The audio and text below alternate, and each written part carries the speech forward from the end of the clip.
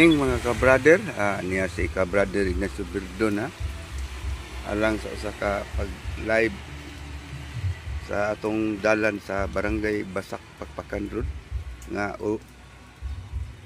uwan kaayo ko diri mga ka-brother. Mao kaning adlaw Domingo, pizza 6 buwan sa Hulyo. Uwan nun nga adlaw mga ka-brother, uwanong Domingo. Karong kayo na mga ka-brother diri sa Pakpakan Road, medyo wala gi traffic kay wala may eskwela, pero ako lang gi-obserbaran kay ang atong dalan sa Pakpakan perting dangog kayo.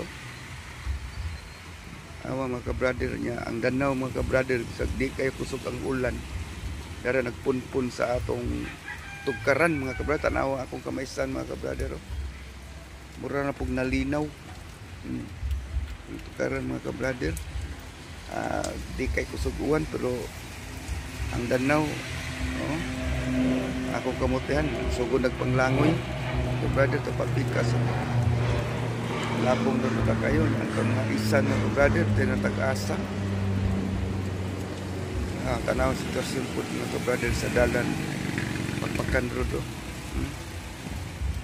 Dili kay daghan ato mga sakyanan nga nangagya mga ka-brother, kay adlaw karong Domingo, adlaw sa tigpahulay mga ka-brother.